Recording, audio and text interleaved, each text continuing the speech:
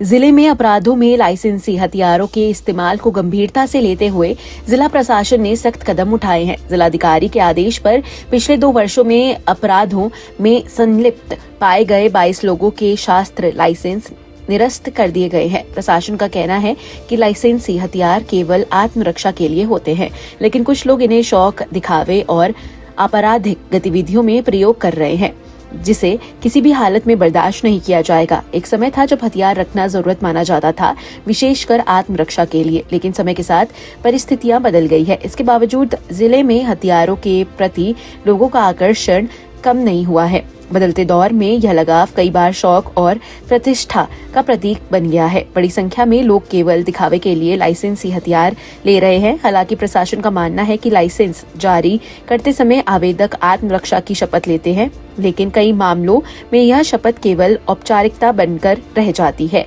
जिले के रिकॉर्ड के अनुसार रामपुर में कुल 12,026 लाइसेंस असला धारक हैं। इनमें से 2024 महिलाओं के नाम पर जबकि 11,802 पुरुषों के नाम पर शस्त्र लाइसेंस जारी हैं। पुलिस विभाग के आंकड़ों के मुताबिक वर्ष 2024 में 14 ऐसे मामले सामने आए जिनमें लाइसेंसी हथियार अपराध में इस्तेमाल होते पाए गए। इन मामलों की जांच के बाद पुलिस ने संबंधित व्यक्तियों के खिलाफ कार्रवाई की प्रक्रिया शुरू की। पुलिस के द्वारा प्रत्येक मामले की पूरी आपराधिक रिपोर्ट तैयार कर जिलाधिकारी को भेजी गई। जांच और कानूनी प्रक्रिया पूरी होने के बाद जिलाधिकारी ने सख्त रुख अपनाते हुए संबंधित लोगों के शस्त्र लाइसेंस निरस्त करने के आदेश जारी कर दिए। अधिकारियों का कहना है कि लाइसेंसी हथियारों का दुरुपयोग किसी भी कीमत पर स्वीकार नहीं किया जाएगा। प्रशासन ने स्पष्ट किया है कि यदि भविष्य में भी किसी लाइसेंस हथियार का इस्तेमाल अपराध में पाया गया तो संबंधित व्यक्ति के खिलाफ कठोर कार्रवाई की जाएगी और उसका शस्त्र लाइसेंस तत्काल निरस्त कर दिया जाएगा। पुलिस विभाग भी ऐसे मामलों पर लगातार निगरानी बनाए हुए हैं ताकि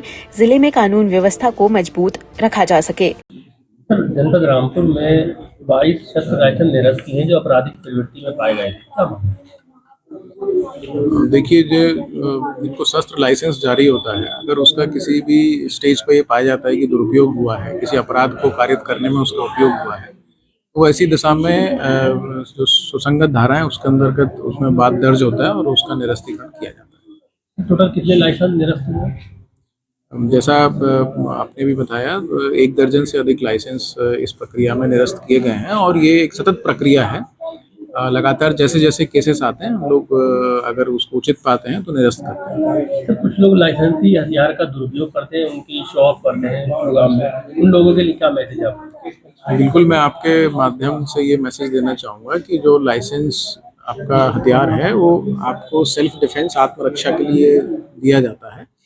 उसको शो ऑफ करना या हर्ष फायरिंग करना या किसी को उससे डराना, ये एक अपराध की श्रेणी में आता है और ऐसी दशा में अगर कोई मामला संज्ञान में आता है तो उसको सुसंगत धारा में मुकदमा दर्ज करके उसका निरस्तीकरण किया जाएगा।